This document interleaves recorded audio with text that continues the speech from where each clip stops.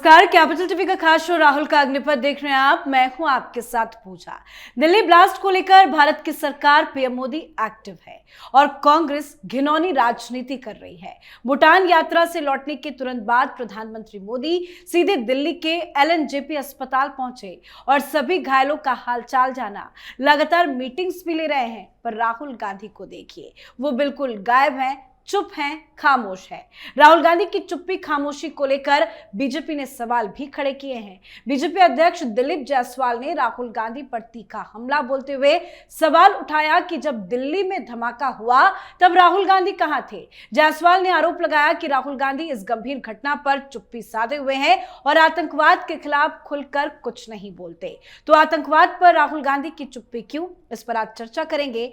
पर बिहार चुनाव के नतीजों से पहले कांग्रेस में अब बड़ी भगदड़ मच गई है। बिहार कांग्रेस के कद्दावर नेता और पूर्व केंद्रीय मंत्री डॉक्टर शकील अहमद ने इस्तीफा दे दिया है। उन्होंने इस्तीफा देकर संगठन के अंदरूनी असंतोष को सामने ला दिया है।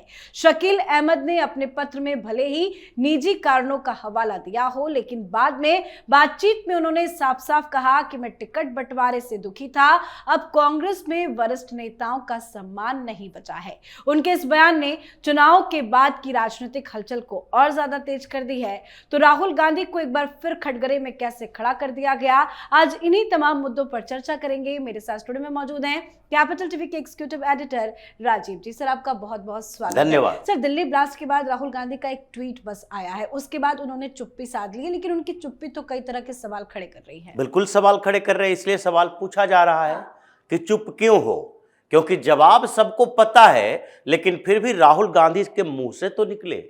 जवाब तो सबको पता है कि राहुल गांधी चुप क्यों है, क्योंकि अभी एनआईए की रेड चल रही है, एटीएस साथ में है, पुलिस भी कोऑर्डिनेट कर रही है, सुरक्षा एजेंसियां एक्टिव है। अब ये अलग अलग स्टेट में जितने छापे पड़े, जितनी गिरफ्तारियां हुई, वो कौन से लोग शामिल थे, उसमें किसी समीर का नाम नहीं आया, किसी राम प्रसाद का नाम नहीं आया है। उसमें जितने नाम आए हैं वो मुसलमानों के हैं। उसमें जितने नाम आए हैं उसका कनेक्शन सीधे कश्मीर से होता हुआ पाकिस्तान, तुर्की तक जा रहा है। उसका कनेक्शन भारत में मुस्लिम अपीजमेंट की पॉलिटिक्स करने वाली पार्टियों के मुंह पर तमाचा है। इसलिए राहुल गांधी किसके खिलाफ बोलेंगे? राहुल गांधी ये नहीं बोल सकते ये डॉक्टर उमर, हालांकि अब ऐसे लोगों के नाम से के आगे से डॉक्टर हटा देना चाहिए, यह आतंकी जिहादी उमर है। लेकिन जिहादी उमर जो यहां दिल्ली के अंदर एनसीआर में बैठकर दिल्ली को हिलाने की तैयारी कर रहा था, वो कहां का था? वो भी पुलवामा का था। वहीं से वो टेरर मॉड्यूल ऑपरेट करने की कोशिश किया और उसके परिवार वाला ये कह रहा है कि नहीं नहीं, हमें तो कोई जानकारी नहीं है। उसका भाई कह रहा है, उसकी बहन कह रही है नहीं, वो तो 3 दिन बाद घर आने की बात कहा था। ये जितने यूनिवर्सिटी, कॉलेजेज, हॉस्पिटल्स, जिसमें मुखिया उसका कौन है, उसका जो मेन कर्ता धर्ता कौन है, ये सारे लोग जो कि इस्लामिक जिहाद चला रहे हैं, वो सारे हॉस्पिटल वही क्यों है? कश्मीरी डॉक्टरों का अड्डा बना हुआ, जिसका संचालक मुसलमान है। अल फलाह यूनिवर्सिटी ये पहले भी फर्जीवाड़ा करता था, आज नई फर्जीवाड़ा नहीं कर रहा। ये बीएड की डिग्री फर्जी तरीके से देता रहा, मुसलमानों को भी दिया और कई दूसरे लोग भी पैसा 2-2 लाख 3-3 लाख देकर बीएड एमएड यहां से करवाया जाता था। यही फर्जीवाड़े से पैसा कमाया, फिर इसने मेडिकल साइंस के लिए भी खोल दिया दरवाजा, यूनिवर्सिटी बनाया। लेकिन जो डॉक्टर नासिर, जिसको कश्मीर की सरकार यानी सरकारी हॉस्पिटल से बर्खास्त कर दिया गया था, उसके ऊपर आरोप था देशद्रोह का, वो अल फलाह में क्या कर रहा था। उसके बाद एक डॉक्टर कश्मीर से चलता हुआ आता है, जो वहां पर रेजिडेंट डॉक्टर था, सरकारी हॉस्पिटल से धक्के मार के निकाल दिया गया, डॉक्टर आदिल। वो कहां? वो सहारनपुर से पकड़ा जाता है और सहारनपुर में वो कौन से हॉस्पिटल है? तो वो हॉस्पिटल है फेमस हॉस्पिटल, जिसका कर्ता धर्ता कौन है? सारे मुसलमान। उसमें डॉक्टर हिंदू रखना उसकी मजबूरी है, क्योंकि हॉस्पिटल चलाना है, लेकिन उसका एडमिन हेड वो भी अहमद जैदी मुसलमान ही है, जो कह रहा है कि नहीं नहीं, हमने तो सारे इसके वेरिफिकेशन किए थे डिग्री के। तो डिग्री फर्जी थोड़ी है, डिग्री तो सही है, लेकिन तुमने क्या उसके बैकग्राउंड को चेक किया? क्योंकि कश्मीर से निकलकर अगर दिल्ली में नौकरी कर रहा है, गुड़गांव में, फरीदाबाद में नौकरी कर रहा है, वहां का हॉस्पिटल देख रहा है, तो उसका बैकग्राउंड चेक करना बहुत जरूरी होता है। अगर कश्मीर से कोई यहां प्रोफेसर बनने के लिए आया है तो उसके बैकग्राउंड को भी चेक करना जरूरी होता है। ऐसे भी यह माना जाता है कि कोई भी नौकरी लेने के लिए जाए तो उसका कैरेक्टर सर्टिफिकेट बनता है, या तो प्रीवियस ऑर्गेनाइजेशन से या फिर उसके साथ साथ वहां के एडमिनिस्ट्रेशन से यानी थाने से रिपोर्ट मांगी जाती है कि क्या ये कभी भी कोई गलत एक्टिविटी में शामिल हुआ। और अगर जहां कश्मीर का सवाल है वहां तो कम से कम ये पता है कि वहां 80% ये लोग, चाहे प्रोफेसर हो, वकील हो, बड़े बड़े पत्रकार हो, सबके ऊपर आरोप है। ये टेरर मॉड्यूल में उन लोगों का, व्हाइट कॉलर जॉब वाले का भी नाम आता है। तो इन लोगों पर भरोसा आपने क्यों कर लिया? क्योंकि ये मुसलमान है और ये जो जितने हॉस्पिटल चल रहे हैं, मेडिकल कॉलेज चल रहे हैं, रिसर्च सेंटर चल रहे हैं, या फिर प्राइवेट यूनिवर्सिटी है जो मुसलमानों के हाथों में है, वहां इन लोगों को कोई बैकग्राउंड चेक करवाने की जरूरत नहीं होती है। ये तो वही अड्डा है, माइंड वॉश करवाता है। सरकार के पैसे से चल रही अलीगढ़ यूनिवर्सिटी, जो अलीगढ़ मुस्लिम यूनिवर्सिटी अभी भी नाम है उसका, मुस्लिम शब्द जुड़ा हुआ है, उस यूनिवर्सिटी में प्रोफेसर पकड़ा जाता है किस बात के लिए? कि ये लोगों को भ्रमित कर रहा था, बच्चों का माइंड वॉश कर रहा था, वो इस्लामिक जिहाद के बारे में पैरोकारी कर रहा था। वहां से निकला हुआ 2 डॉक्टर, 1 इंजीनियर पकड़ा जाता है इसी बात के लिए, क्योंकि वो पढ़ने लिखने के बाद बच्चों को, जहां ट्यूशन पढ़ाता था, उन बच्चों को, 12वीं के बच्चे को माइंड वॉश कर रहा है। तो ये जब उत्तर प्रदेश में चल रहा है, दिल्ली में हो रहा है, महाराष्ट्र में हो रहा है, और ट्रेनिंग कैंप या तो केरल में दिखेगा या कश्मीर में दिखेगा, जहां सबसे ज्यादा मुस्लिम आबादी है। कश्मीर में भी वही स्थिति, और केरल में भी जितने ये सिमी, उस पर प्रतिबंध लगा तो पीएफआई खोल दिया, एसडीपीआई खोल दिया। ये जिन्नावादी पार्टी मुस्लिम लीग ये केरल में ही तो है, और उसी का दूसरा वर्जन है, नाम अलग है, लेकिन अब्दुल्ला मुफ्ती, महबूबा मुफ्ती, ये सब की पार्टी कश्मीर में है। तो ये सारे लोगों का जो जमावड़ा है एक जगह पर, तो सवाल किस पर खड़ा होता है? सवाल तो कांग्रेस पर ही होगा कि तुमने इन लोगों को पाल रखा और अभी भी इसके सपोर्ट में आते हो। राहुल गांधी या पूरा विपक्ष में बैठे हुए मुस्लिम अपीजमेंट की पॉलिटिक्स करने वाली पार्टियां, ये तो कम से कम बताए कि कश्मीर में इतनी बड़ी कॉन्स्पिरेसी में उजागर करने में कश्मीर की पुलिस की बड़ी भूमिका थी। और आज तक रिकॉर्ड है 1947 के बाद से कि कश्मीर की पुलिस ने कितनी बार किसी टेरर मॉड्यूल का भंडाफोड़ किया है, छापेमारी की है। ये तब भी जबकि कांग्रेस की सरकार वहां रहती थी, या फिर एनसीपी, नेशनल कॉन्फ्रेंस की सरकार हो, या पीडीपी की सरकार हो, या फिर केंद्र में कांग्रेस की सरकार हो और वहां पर राष्ट्रपति शासन लगा हो, तो वो कांग्रेस की सरकार मानते हैं। इतने समय में कभी भी ऐसा नहीं हुआ कि कश्मीर की पुलिस को इतना कमिटेड देखा गया। लेकिन इस बीच आप फिर भी कह रहे हो नहीं नहीं, पूर्ण राज का दर्जा दो और अब्दुल्ला के हाथों में कश्मीर सौंप दो, कश्मीर की पुलिस प्रशासन सौंप दो।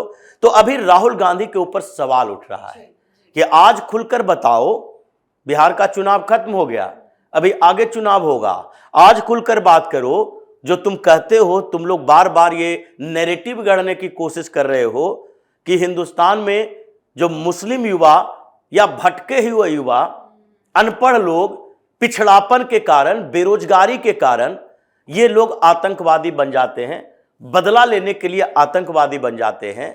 तो क्या ये सारे डॉक्टर जिसका मॉड्यूल दिख रहा है, ये इंजीनियर, ये प्रोफेसर, ये व्हाइट कॉलर टेरर फंडिंग का मॉड्यूल, ये सारे के सारे टेररिस्ट जो हैं वो बेरोजगार, भटके हुए बेवकूफ हैं, या फिर ये शातिर हैं जो भारत के खिलाफ, ये किसी एक जगह के खिलाफ नहीं है, देश के खिलाफ है, और उसमें भी आप चुप बैठे हो तो निशाना तो लगेगा।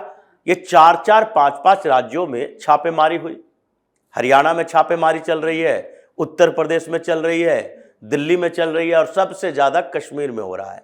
क्योंकि कश्मीर में अनंतनाग में, पुलवामा में, श्रीनगर में, गंदेरबल में, ये सारे जगह पर जितने इनके लोग बैठे हैं, अभी जितने जमात के मेंबर्स हैं, सदस्य हैं जम्मू कश्मीर में, ये सबको पकड़ा जा रहा है, पूछताछ की जा रही है और जिस पर थोड़ा सा शक ज्यादा है उसे हिरासत में लेकर आगे बढ़ाया जा रहा है। तो ये सारी स्थितियां जो चल रही है उसमें राहुल गांधी नहीं बोल रहे हैं, इसका मतलब है कहीं ना कहीं इन लोगों की भूमिका बैकडोर से ही सही, पर्दे के पीछे ही सही, इन लोगों को सह देने में है, आतंकवादियों का परोक्ष समर्थन करने में है और पाकिस्तान की भाषा ये बोलते हैं। कल भी जब बात होगी तो ये सरकार पर निशाना साधेंगे, कैसे आया, कैसे हुआ, कितनी स्थितियां खराब है, सिक्योरिटी नहीं है, भारत सुरक्षित हाथों में नहीं है। लेकिन ऐसे समय में ये सवाल करने के बदले उन लोगों को जवाब दो जो कि ऐसी परिस्थितियां पैदा करने के जिम्मेदार हैं। वाकई में राहुल गांधी की चुप्पी ही कई तरह के सवाल खड़े करे और राहुल गांधी तो वैसे भी आतंकवाद पर कभी खुलकर नहीं बोलते। लेकिन सर बात थोड़ा